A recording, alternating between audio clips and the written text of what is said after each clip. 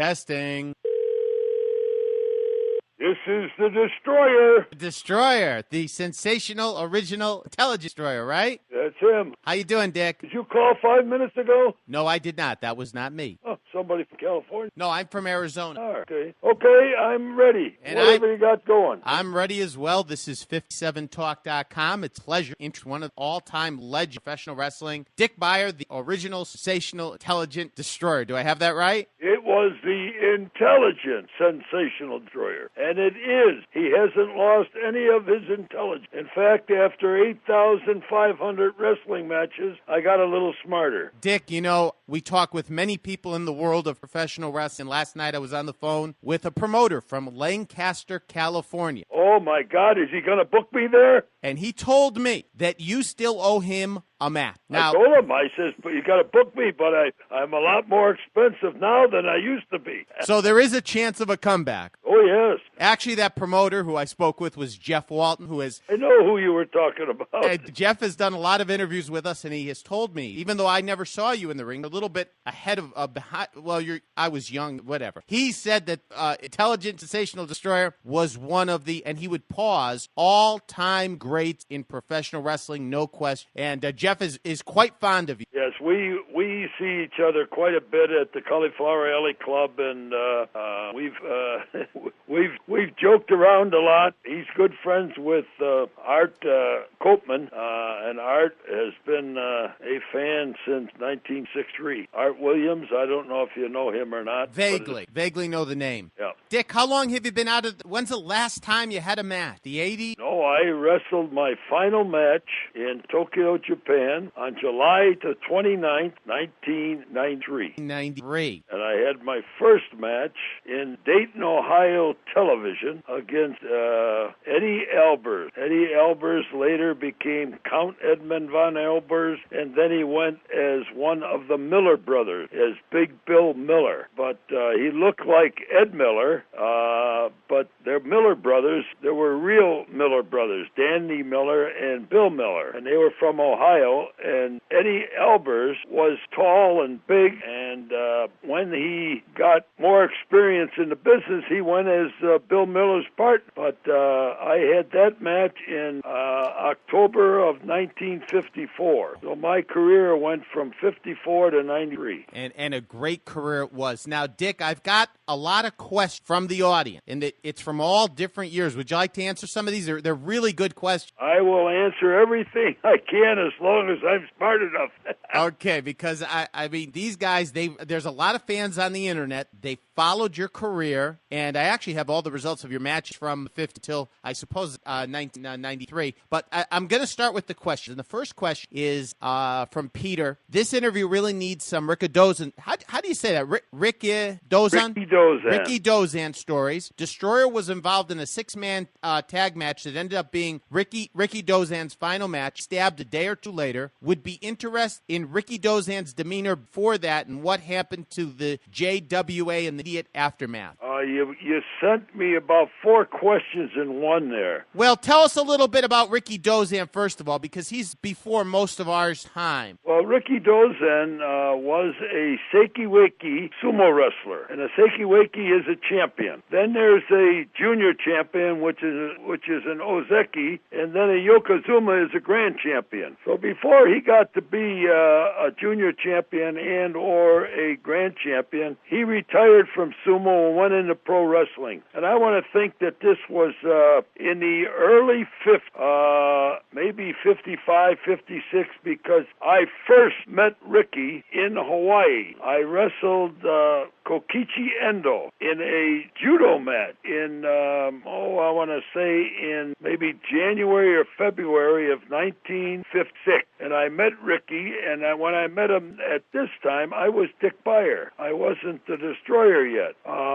I said fifth, sixth. Then 5 years later, I went back to Hawaii and I wrestled as Dick Beyer against the likes of Mad Dog Vachon, but he wasn't Mad Dog Vachon then. He was just Maurice Vachon, giving a whole bit. Then I went to L.A. and became the Destroyer. Wasn't my idea. Somebody there said, we're going to put a mask on you and call you the Destroyer. I didn't like the idea, but I accepted it I said, I'll go for 6 weeks, and if I don't like it, I'm going to take it off. Well, I became the WWA World Champion when I beat Freddie Blassie, and then I went to Japan and I wrestled Rikidōzan, and this was in May of 1963, and 70 million people watched the match, and I never talked to him beforehand. I got to Japan. I did what I had to do with the press and everything. We had the match, and that's the first time I met him was when I shook hands with him in the ring. So Rikidōzan, who was Rikidōzan? He was a great sumo wrestler and probably one of the toughest pro wrestlers because he was a sumo wrestler and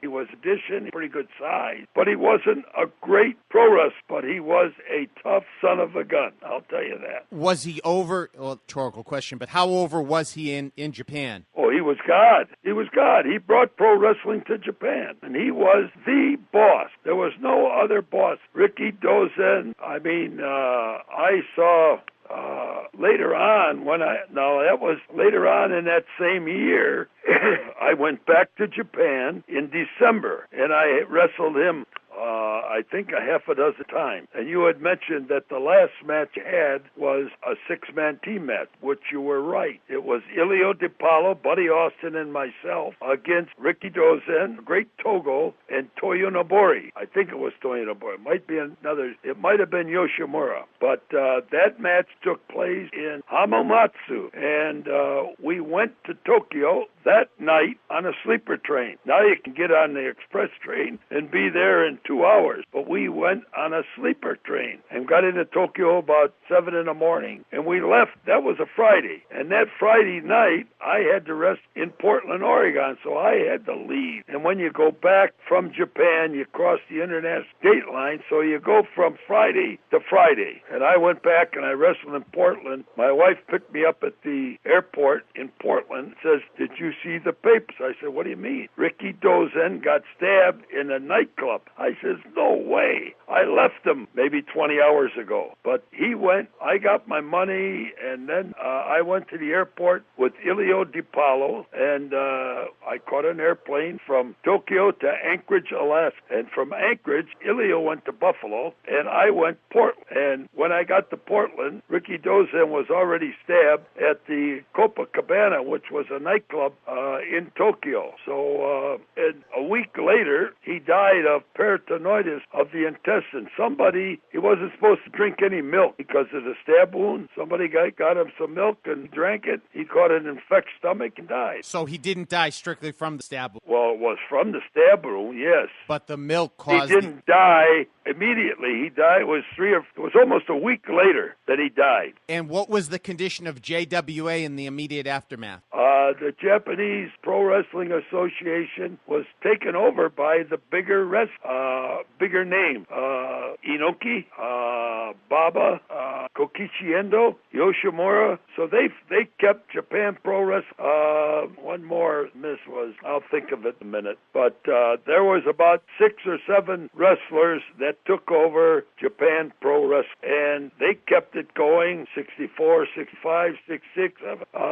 And then about 68, 69, Inoki branched off, and then International Kokusai Pro Wrestling. There was another fella, and I don't know his name. He broke off, and then Baba and Inoki got into some kind of argument in maybe 70, 71, and Baba went with All Japan Pro Wrestling. And Inoki had his group, was somebody else know the name. Anyway, Inoki had a group, Kokusai Pro Wrestling had there was 3 groups then. Verne Gagne booked his talent through Kokusai Pro Wrestling, which was International Pro Wrestling. Right. Inoki, people booked through Inoki, and Baba stayed with Nihon on television. So Baba had the better deal, I thought, and I was very close to Baba more than anybody else.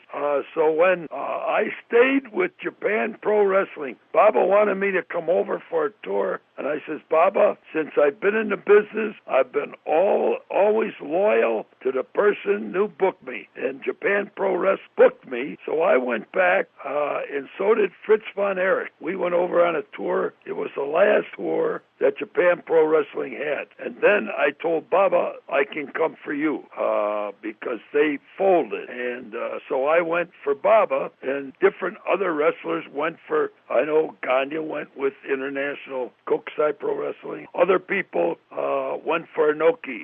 Okay, next question. I'd like to know about Dick's 2-week run as AWA champion between Verne Gagne's title reign. What was the purpose of this? How did you get the opportunity to become the AWA champion? Damned if I know. How is that for an answer? I love it. I wrestled Gagne in Omaha, Nebraska for the AWA title, and for some reason or other, and I don't know, I became the champion. And then 2 weeks later, in Minneapolis, I lost the title. Now, as far as my own opinion, I'll give it to you because, for what it's worth, they wanted Gagne to lose the title, but not in front of the people in Minneapolis. So they did it down in Omaha, where it wasn't on television. It was just in an arena. And when I dropped the title back to Gagne in Minneapolis, it was on television, and it didn't make a damn to me, you know. I was always surprised that the AWA title ended up on my waist, and I didn't know exactly what the reasoning was, but I'm sure that Gagne had a reason, and Wally Carbo had a reason, Bill Casisto, who was the booker, had a reason, but my run in Minneapolis was terrific. I went in there, and they said, Verne, I met with Verne after I wrestled Verne Gagne in Chicago at the amphitheater to a packed house as the Destroyer, and that match was booked by Dick the Bruiser and in Indianapolis, plus Wally Carbo's promotion in Minneapolis. They pooled their talent in Chicago. So I wrestled Gagne an hour, and this was 7. And then Gagne sent word that he wanted to meet me at the Latin Quarter. No, not the Latin Quarter. I got that mixed up.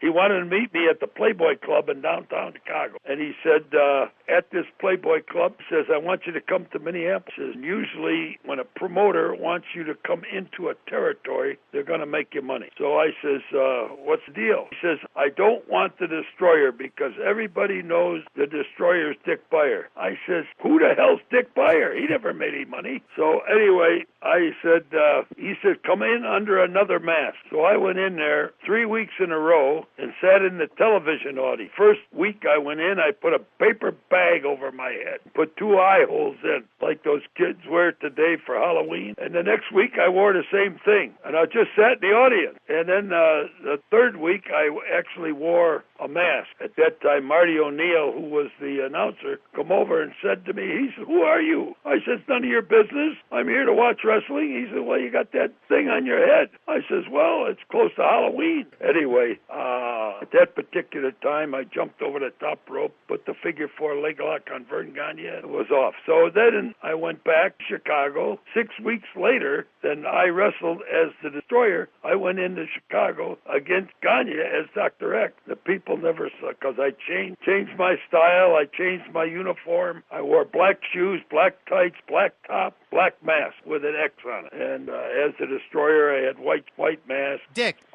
I'm missing something. Why did you go from Dr. X Destroyer? Why did I go from the Destroyer to Dr. X? Yeah, it's like 2 different personas, both under a mask. Different. What was the exact reason of that? Gagne didn't want the Destroyer. Didn't want the Destroyer, okay. He didn't want the Destroyer. That was as simple as that. So I went in there with the exact words I gave you. Sat in TV audience, studio wrestling. Okay, okay, now I see. Studio wrestling. I sat in the audience, just like there's probably 50 people in the studio audience. I put a paper bag on. Then I flew back to Buffalo, flew back the next weekend, went in again with a paper bag on, went back to Buffalo, came in again. This time I had a mask on, jumped over the top rope, and a couple weeks later they booked the match. I did it because that's what Verne Gagne wanted. Simple as that. And actually, I made money-wise as well as Dr. X as a destroyer. And then I moved my wife and kids up to Minneapolis. I bought a house. So I love Minneapolis. It was great. I could have stayed, but Gagne wasn't. Gagne wanted all my ideas and so forth. And I said, Verne, you got to offer me more than just a wrestler's pay. Give me a piece of the territory. And he didn't want to do that. So anyway, at that particular time, Baba was getting ready to take over in Japan, and he called me, and he wanted me to come in there. So I flew from Minneapolis. Verne Gagne always wanted of the action. Like when I went to Japan, he says, oh, you got to give me 10%. I says, bullshit. I says, I go over there as the destroyer, and you didn't want him. If I went over there as Dr. X, you could have your percentage. So that was the different things that happened with Gagne. And Dick, what was it like to deal with Verne Gagne in the 6'7", so powerful in American professional wrestling? Was he somebody that you liked to deal with? Was he a hard ass? What was he like? Well, he was a hard ass, but somebody like myself, I was very independent as I went along in my career. I booked myself in various territories, and when I went to Minneapolis, it was exactly like I said. We got together at the Playboy Club, and we said, okay, you come in and you'll start at this particular date, and he run the show. He was the boss. Everybody thought that Wally Carbo was the promoter. Verne Gagne was the boss, and he ran a tight ship, and he controlled his wrestlers, and he got percentages out of some of them, but he never got a percentage off of me because I went in there, I was Dr. X, and anywhere I went as Dr. X, he controlled me. I mean, he booked me in all these different territories, but when I left there, for instance, I was there in 67, 69 through 69. In June of 70, I went into his office. I said, Verne, I've been here too long. I want a year's leave of absence. He says, what are you going to do? I'm going to take my wife and 3 kids around the world. He says, boy, that's something I wanted to do. I says, I'm going to do it. He said, where are you going? I says, I'm going to book myself in Hawaii for September, October, and November. I says, I'm looking for some place to go in December, January, February, and March. And then I'm going to book myself in Japan for April and May, and I'm going to Europe June, July, and August. He says, you already booked in those places? No, but I booked in Hawaii, and I'll start from there. So he says, wait a minute. He says, I'll call Jim Barnett in Australia. So right then and there, he called Barnett in Australia. He says, Jim Barnett, he says, I got one of the best wrestlers in the world wants to come to your territory. So he says, who is it? He says, it's a destroyer. So anyway, he booked me right there at that time, sitting in the office for $750 a week to go to Australia, January, February, and March. And then that's the way he went there, and I came back to Minneapolis in September of 71, and I worked another year, maybe a year and a half. I worked September, October, November, December, and then the whole next year, and I left there in December of 72, and I went to Japan. And I went to Japan for Baba for a year. I made a deal with NTV and Giant Baba, and I says, I will come over here for a year. I says, I want such and such and such and such. I says, you take care of my expenses, and I'll come over and I'll work for $1,000 a week or whatever it was. And they doubled my salary. You pay your own expense. So I stayed in Japan for a year. And after a year, Baba says, you can't leave. I was involved in a television show that was the #1 comedy show in Japan.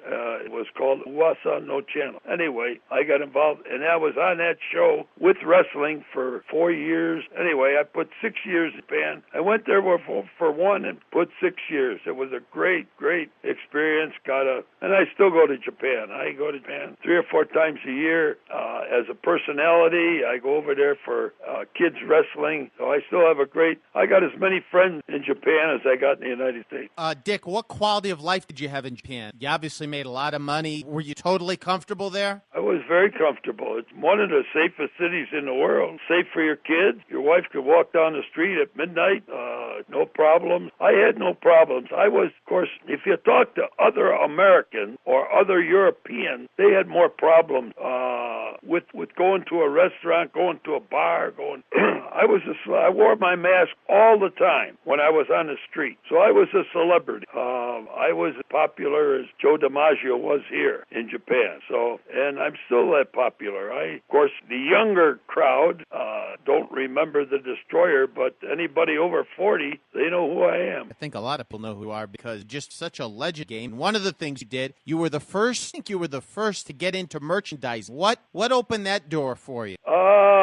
I was on an airplane, and I looked in this book, and it had cigarette lighters, with pictures in them. It was see-through Zippos, lighters, and I said, geez, what if I put my picture in there? So I got back here to Buffalo, flying back and forth to California, and I called the Zippo company, and they told me a guy here in Rochester, or in a town just close to mine, Lockport, New York, was the representative. Talked to him, and I got 200 lighters, Zippo lighters. I went to a entrepreneur in California by the name of Dolly LaFollette, who sold all kind of things to, like she might have sold something to a telephone company, 1,000 letter openers, this thing. And I asked her, I said, can you make a mask? And I showed her the mask I wanted. So I made Destroyer mask. And I used to sell them by myself at the arenas. And then I finally got to somebody else, and that's how I got started. And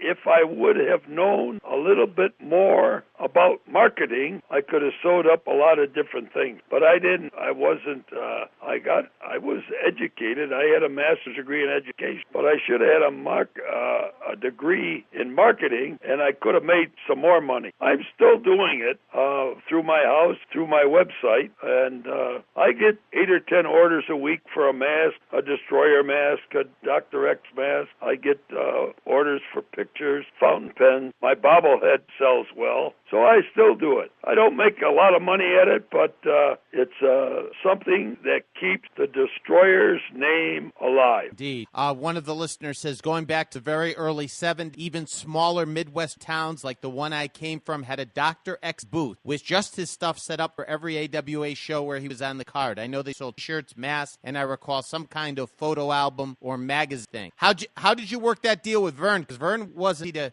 just say, oh, you do your merchandise, keep all the money. I never did a thing with Verne. That was all mine. As far as he was concerned, he didn't know anything about it. I went to Milwaukee one night, and I had because Verne's not there. Wally Carver was there, and Wally, he encouraged me to do it. I had, I want to say I had 100 mats, Dr. X, and I went to the concession people, and the concession people said, well, we got to get 30% of the sale. And I said, well, the mask cost me, I forget what the mask cost. Let's say the mask cost $10 to have made. And if they got 30%, they got $3. And maybe I got the mask. I sold them, let's say I sold them for 10. They cost me 5. So that particular night, I made 7 and they made 3. So, but the thing was, I might have got paid $300 for the match I had in Milwaukee, but I made an extra $200 on the side. But I had to pay the concession people, and they sold out of the 100 masks. So I bought more the next time, and that's primarily how it. Yeah, I remember some of the wrestling magazines had your stuff for sale as well, right? Yes,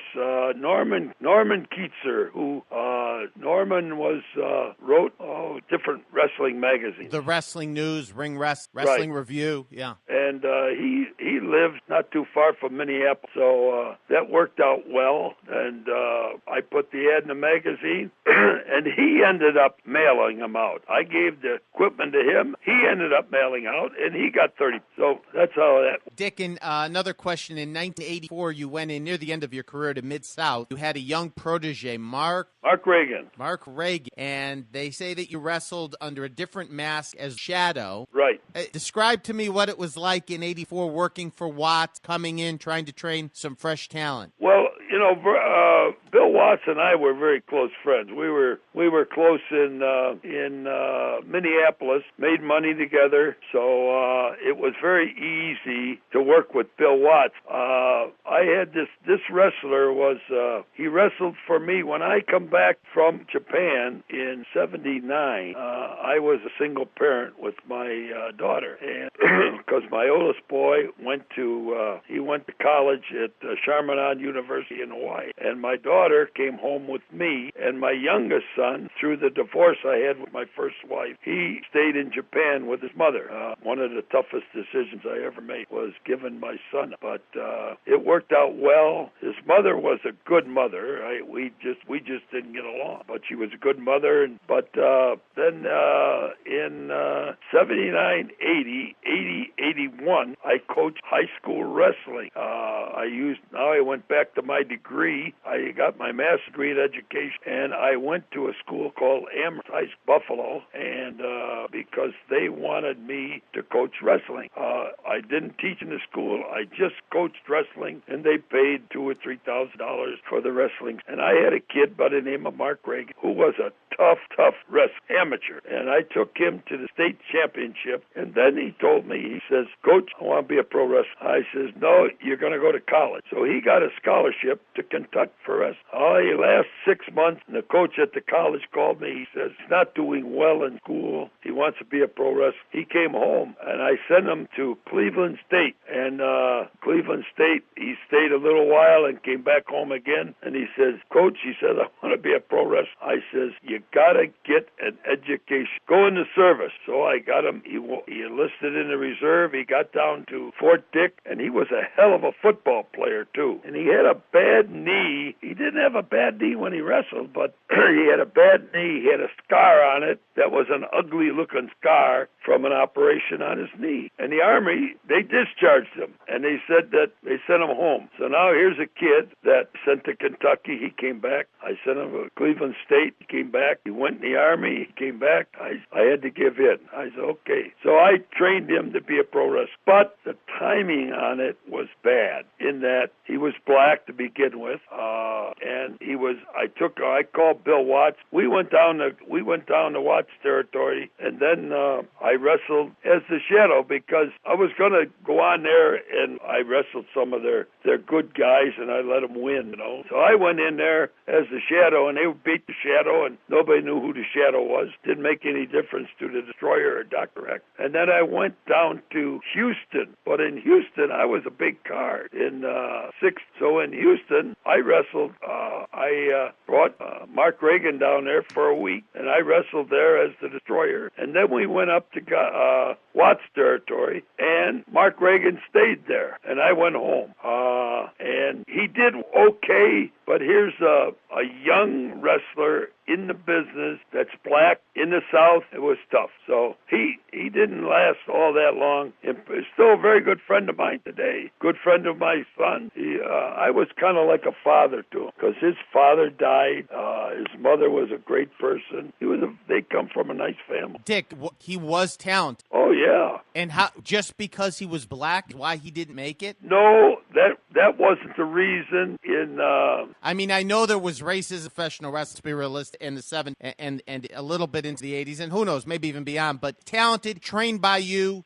You put a lot of effort into him. There weren't any promoters that at that particular time, the promoters that I worked for in the 50s and the 60s and the 70s weren't promoting in the 80s. Watts was promoting. I said, Watts? He says, we got to get the kid some experience. I says, where the hell's he going to get it? I tried to get him into Minneapolis. Verne always liked wrestlers. Get him some experience. So that was primarily the reason. Yeah, because, Dick, Bill Watts no racist. I mean, he would give anyone a chance. Oh, I know that. Yeah. I didn't say Watts was racist. No, I know you didn't. I'm just saying that Bill wouldn't hold someone back because of that. No. I hear all kind of stories about guys that, like Mr. Moto and Duke Kiwamuka. Yeah. They had problems getting motels and hotels in the South. I coached football at Syracuse in the 50s. We played Texas in the Cotton Bowl, and we had Ernie Davis, who was a Heisman Trophy winner, and we had Jim Brown was black, and we played Texas Christian in the Cotton Bowl. In 57, we had some issues with the black, so it was there. Well, I wrestled in Dallas, man, and in Dallas you had black toilet, a black drinking fountain, white toilet, and white drink fountain, and that was in that was in the 60s. So I'll give you a good example. Tiger Khan was black, and he worked Houston. He was an entrepreneur. He had a fence company, but he wrestled on the side, and a hell of a nice guy, nice wife, nice family. Tiger used to ride with me and Billy Red Lion, and we would ride our territory. I lived in Houston. We worked Fort Worth Monday, Dallas Day, San Antonio Wednesday, Corpus Christi on Thursday, back to Houston on Friday, and then another town near Houston on Saturday. He rode with us the whole way, but halfway between Houston and Dallas, on Monday we'd stop at a restaurant, a barbecue place, and this was in 6'5", and he couldn't come and sit in the counter with us front. He had to go around the back. At that particular time, Martin Luther King and things in Arkansas, that all became, and they said that black can now ride on the bus in the front, and they can this, and this happened within 2 or 3 months. So I said, Tiger, you can sit with us on the way going up there today. So we get up to that restaurant. He wouldn't go and sit in the front. He went in the back. And I says, Tiger, I looked in the back, and he's sitting there, and there was 2 black ladies. He had a bigger sandwich than we did. He had a bigger piece of pie than we did. And I said, Tiger, now I know why you go in the back. But Tiger, I got to see with him some of the black situation, Hell, I trained Ernie Ladd, too, when he was with the Chargers at 6'3". Then he went from the Chargers to Houston, and we had Freddie Blassie, and I worked with Ernie Ladd in San Diego. And Hardy Cruz Camp was the promoter in Diego. And are we there? You still on? I'm right here, Dick.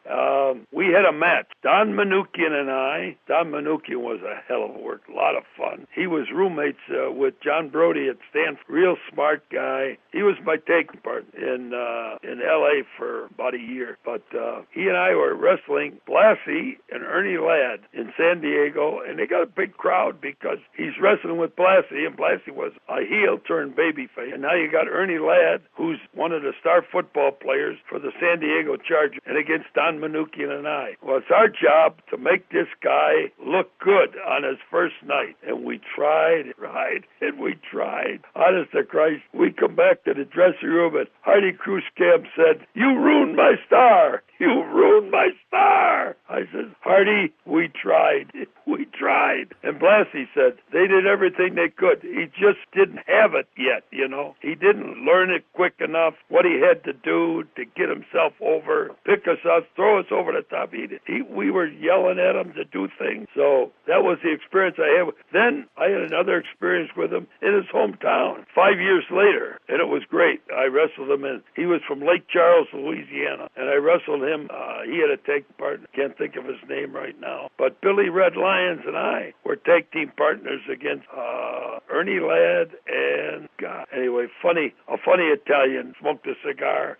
Ripper Leone. Ripper Leone, yes. Ripper Leone. Yep. And Billy and I are going to put him over 2 straight. And Ripper Leone, and he's riding in the car with him. And the Ripper saying in the car, he always talked out of the side of his mouth, smoked a cigar, and he says, I never won a match. I've never won a match.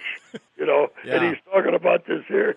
So I said, Billy, he's beating me the first fall, and you let Ernie beat you the second fall. So I'm out in the ring with this Ripper Leone, and he thinks I'm going to beat him this first fall, So I pick him up and I body slam. Pick him up and I body slam him again. I throw him to the rope, and I pick him up to go body slam. I fell over backwards, and the referee was Dirty Dick Rain. He was in on it too, and he counts me down 1, 2, 3 real quick, and I jump up and I say, "No, you can't have it." And the Ripper, he's kicking the rope. "You ruined my record. You ruined my record. I gotta win." Oh, that's funny. Oh, man. Finally got one win. Now, that was his gimmick, huh? He never won a match. Oh, jeez. Yeah, you killed his gimmick, Dick. Yep, he was a funny guy. You know, he was back in the I think the 40s or early 50s. He was blackballed because they thought he was a communist. Yeah. You know, Yeah. Things happened way back when that you don't know anything about. I didn't know anything about it, but I think he was some promoter in New York blackballed because he was Italian, maybe. Yeah, and then put the word in to Washington. See, keep an eye on this guy. He's a subversive. Hey, Dick, what's the address for your website? How do folks get to your website? Pardon? How do folks get to your website? Internet. www.thedestroyer.com. Thedestroyer.com. Yep. Hey, Dick, will you do a part 2 with us? Sure. Because you're great. I love your stories, and it's easy for me. I could just throw something out at you, and you come back with great answers. I love it. I told you I was going to be the best you ever had. You're great, and I'm going to prove it because I'm going to call you next week, okay? I'm sorry, but I'm going to call you next week. Okay. Thank you, Dick. Next week, about this same time would be okay, because I'll write it in my book, because the following week I'm going to start, I coach high school swimming here, and my swimming season starts November 9th, and I go to the school, from about 1 till 7. Okay. I'm going to call you next Friday, same time, same station. Okay. Thank you so much, Dick. Okay. Have a nice Bye-bye. week. Have a nice weekend. Bye-bye.